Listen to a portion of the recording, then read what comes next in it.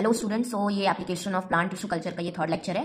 First to lecture में हमने micro propagation, artificial seed, virus free plant and second lecture में हमने embryo rescue, haploid and triploid and somatic hybrid topic cover कर लिया था।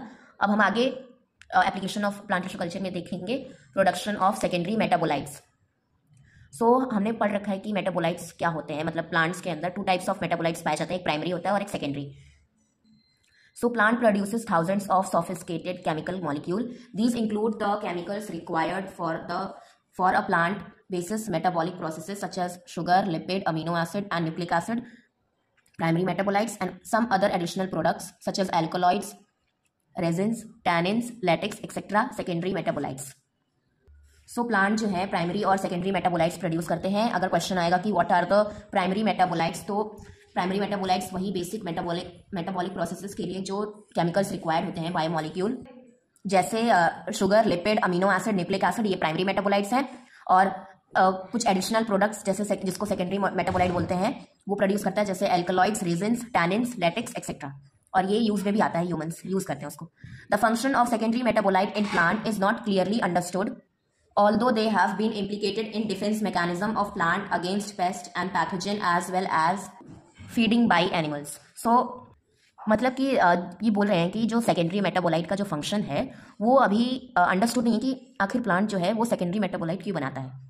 Although ये पता है कि जो सेकेंडरी मेटाबोलाइट है वो प्लांट यूज़ करता है against pest, pathogen as well as against the feeding animals जो उसको खाते हैं। सो क्वेश्चन अगर पूछे कि what are the functions of secondary metabolite, तो हमें ये लिख देना है कि defence mechanism of plant against pest, pathogen as well as for the feeding animals जो उसको खाते हैं।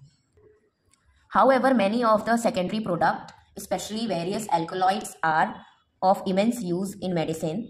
Such compounds are produced in plant only in a small amount and therefore they are quite expensive. और भी जो secondary metabolite का use है, जैसे कि जो एल्कलॉइड्स हैं उनका इमेंस यूज़ है इन मेडिसिन जो टेबल में दिया हुआ है। एंड ये जो कंपाउंड्स हैं ये बहुत ही स्मॉल अमाउंट में बनाए जाते हैं by the plant and therefore they are expensive. So हम लोग एल्कलॉइड्स के एग्जांपल देख लेते हैं जो यूज़ आते हैं in the medicine. So few examples of industrially important plant secondary metabolites produced through cell and tissue culture. तो कुछ इंपॉर्टेंट प्लांट सेकेंडरी मेटाबोलाइट जो हैं produced through cell and tissue culture, जो हम प्रोड्यूस करते हैं through cell and tissue culture. So product है जैसे आर्टेमिसिन, प्लांट सोर्स है आर्टेमिसिन एस, यूजेस है इसका एंटी मलेरियल, मतलब कि ये मलेरियल जब मलेरिया हो जाता है तो ये एंटी मलेरियल है, तो हम मलेरिया में इसको यूज़ कर सकते हैं। सो ये जो पूरा टेबल है इसको हमें लर्न करना है एंड प्रोडक्ट, प्लांट सोर्स कहाँ से लिया गया है एंड जो प्रोडक्ट है और उसका यूज़ किया है। तो ऐसे ही अज़ाडिरैक्टिन जो है प्लांट सोर्स इसका है, अज़ाडिरैक्टिन का इंडिका नीम इंसेक्टिसाइडल में इसका यूज़ है, यानी कि एज ए इंसेक्टिसाइड हम लोग यूज़ करते हैं। और ये देखो इधर नीम दिया है ना, तो ये याद रख लेना कि नीम का जो साइंटिफिक नेम है वो है अज़ाडिरैक्टा इंडिका। ओके, नाउ है बर्बरीन जो लिया जाता है फ्रॉम कॉप्टिस जैपोनिका एंड इसका यूज़ है एंटी बैक्टीरियल और एंटी इन्फ्लामेटरी, बैक्टीरिया के अगेंस्ट, और इन्फ्लामेशन हो जाती है कहीं तो इन्फ्लामेटरी के अगेंस्ट भी। नाउ नेक्स्ट जो प्रोडक्ट है वो है कैप्सासिन, इसका प्लांट सोर्स है कैप्सिकम अनम, ये होता है चिली, यानी कि चिली का साइंटिफिक नेम अगर पूछ दे तो ये याद रखना कैप्सिकम एनम, और ये यूज़ होता है in the rheumatic pain treatment. Then codeine जो प्लांट से लिया जाता है पैपेवर, और इसका यूज़ जो है वो है एगलनेसिक, पेन रिलीवर की तरह काम करता है ये, ठीक है।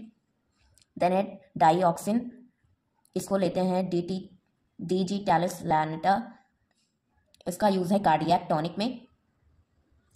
डायोस्जेनिन,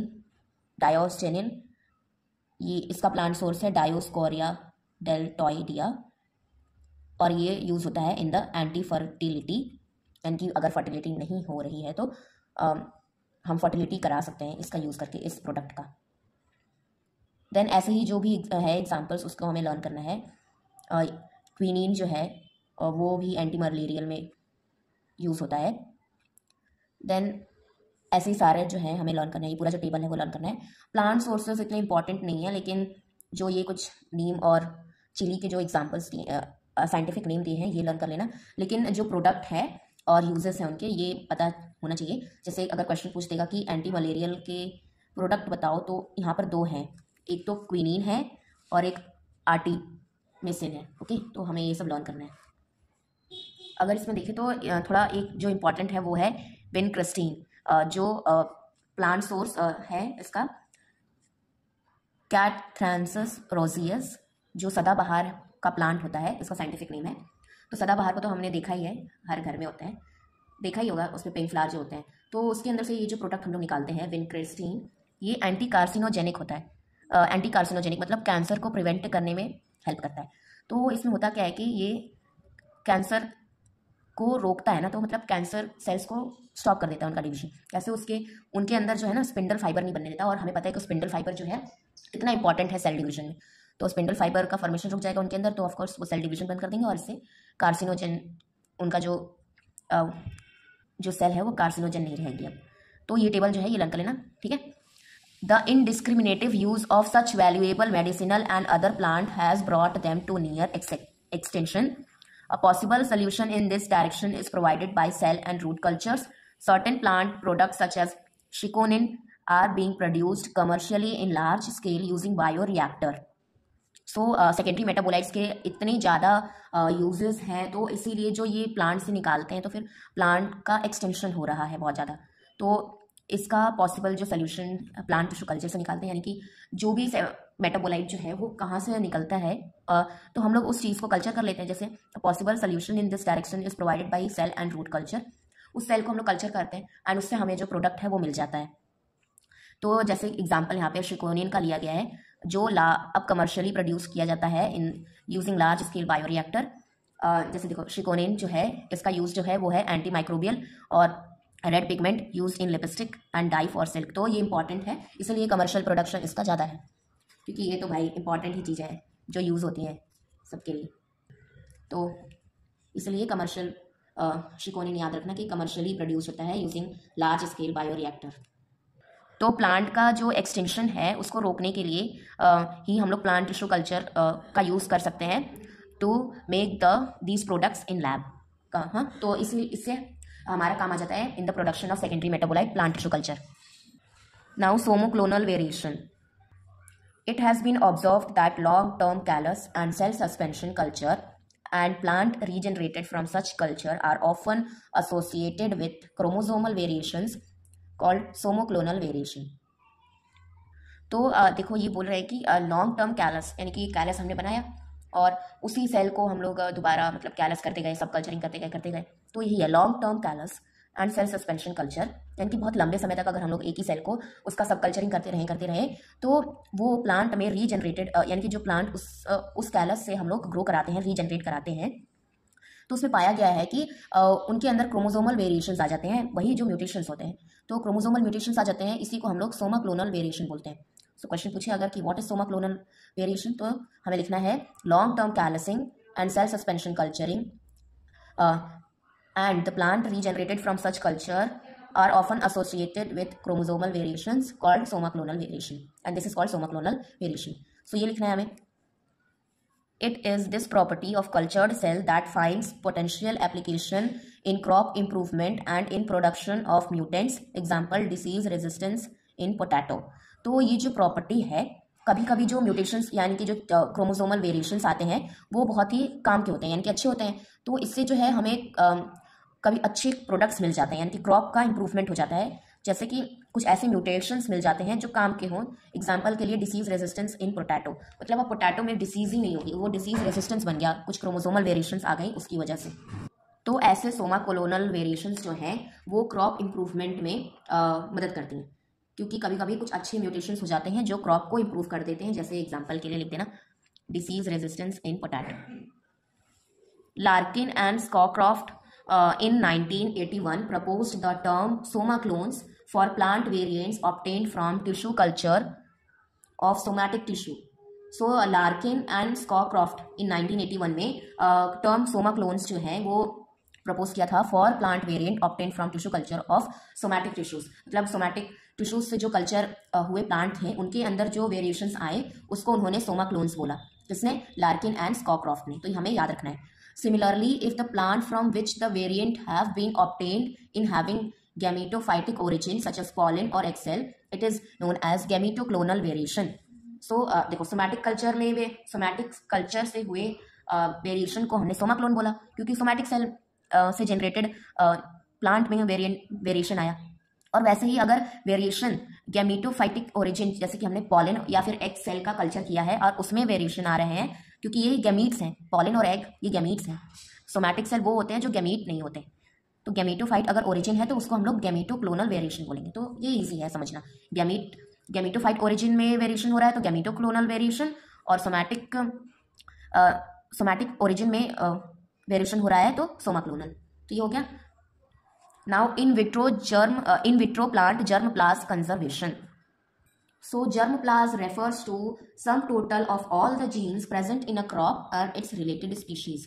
So अगर क्वेश्चन आए what is germplasm, तो फिर ये लिख देना कि sum total of all the genes present in crop and its related species.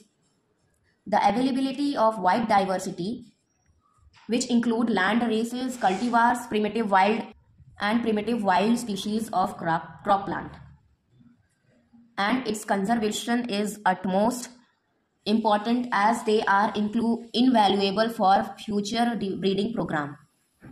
So germplasm में हम लोग टोटल जो जीन्स हैं उसको प्रिजर्व करते हैं। तो देखो इसमें जो वाइड डाइवर्सिटी है of plant including land races, ये अलग अलग टाइप के स्पीशीज हैं जो जैसे कि land races, cultivar and primitive wild species of crop plant, ये अलग अलग टाइप के डाइवर्सिटी है इन प्लांट। तो इनका जो है कंजर्वेशन इम्पॉर्टेंट है क्योंकि ये काम आ सकती हैं फॉर फ्यूचर ब्रीडिंग प्रोग्राम।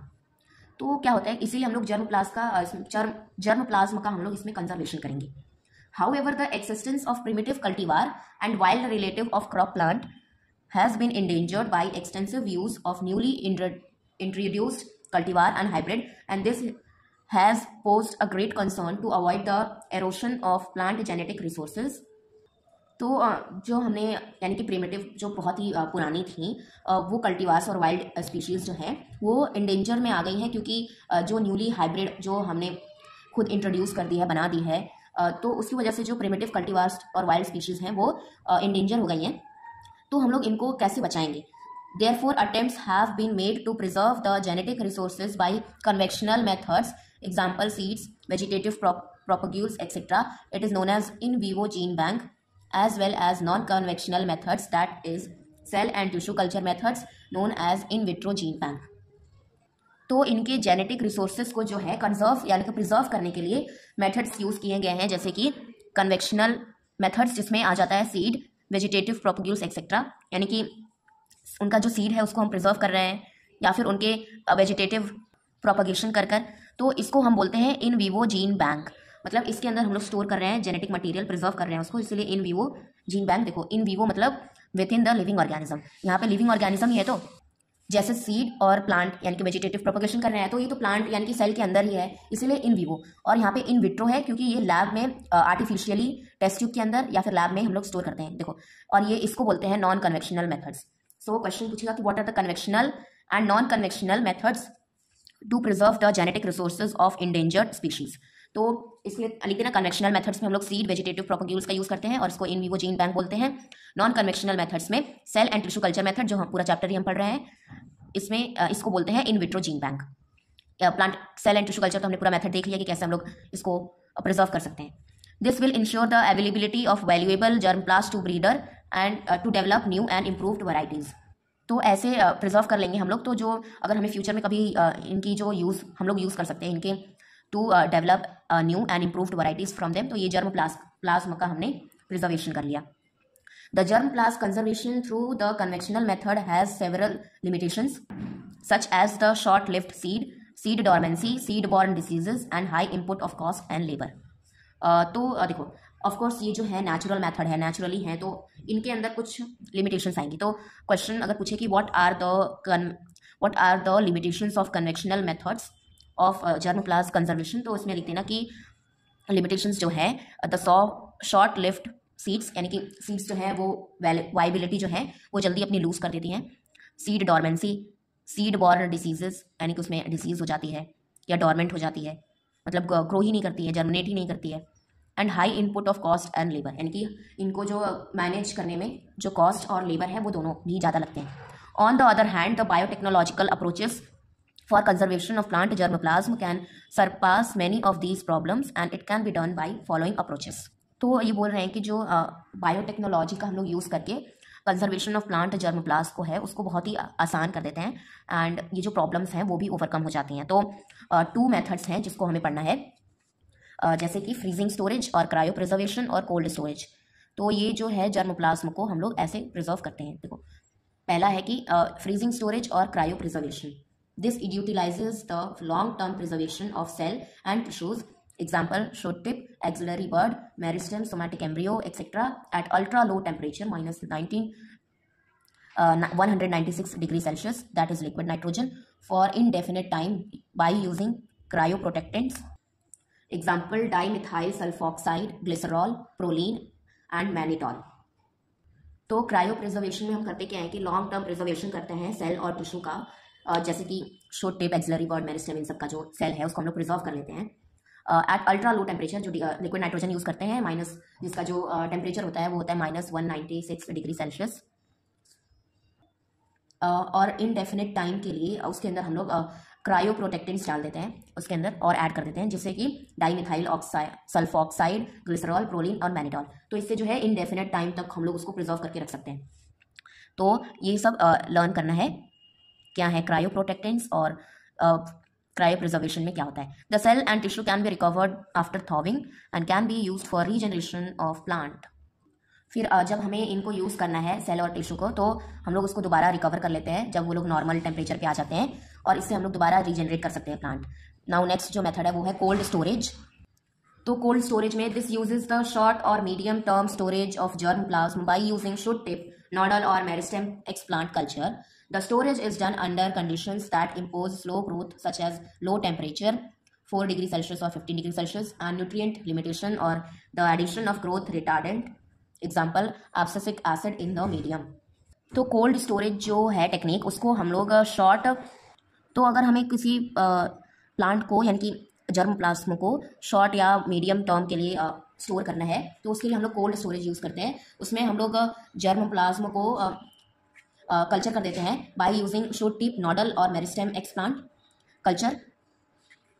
फिर उसको स्टोर कर देते हैं under conditions that impose slow growth, यानी कि स्टोर कर जब एक्सप्लांट कल्चर यानी कि कल्चर हम लोग बना लेते हैं तो इसको स्टोर कर देते हैं under conditions that impose slow growth. उसके अंदर स्लो ग्रोथ हो ऐसी कंडीशंस में हम लोग उसको रख देते हैं, जैसे कि लो टेम्परेचर देते हैं उस कल्चर को, जैसे 4 डिग्री सेल्सियस और 15 डिग्री सेल्सियस। तो इससे जो ग्रोथ है वो स्लो हो जाती है और न्यूट्रिएंट जो है उसको लिमिट कर देते हैं हम लोग, न्यूट्रिएंट लिमिटेशंस हो गई। और the addition of growth retardant, जो ग्रोथ को रोके, तो उसके अंदर हम लोग कल्चर के अंदर एब्सिसिक एसिड भी ऐड कर देते हैं in the medium, nutrient medium में, तो ये ग्रोथ को रिटार्ड करता है। तो अगर क्वेश्चन पूछते तो कोल्ड स्टोरेज में ये लिख देना, ये भी याद रखना कि ग्रोथ रिटार्डेंट का जो एग्जांपल है वो है एब्सिसिक एसिड। तो ये आज हमारा application of plant tissue culture ये कंप्लीट हो गया। नाउ ये जो gene transfer method in plant है ये इस बार के सिलेबस में तो नहीं है। देन वेक्टर मीडिएटेड और इनडायरेक्ट जीन ट्रांसफर भी नहीं है, तो इसको भी हम लोग नहीं पढ़ेंगे। पहले हम लोग सिलेबस पूरा कंप्लीट कर लेंगे, फिर उसके बाद इन टॉपिक्स के भी वीडियोस में अपलोड कर दूंगी। देन वेक्टरलेस और डायरेक्ट जीन ट्रांसफर भी सिलेबस में नहीं है, तो इसको भी हमें नहीं पढ़ना है। सो नेक्स्ट लेक्चर में हम लोग transgenic plant with beneficial traits से स्टार्ट करेंगे। सो नेक्स्ट लेक्चर में हम लोग ये देखेंगे। So thank you so much, और अगर कोई डाउट है तो कमेंट सेक्शन में पूछ लेना। Thank you so much.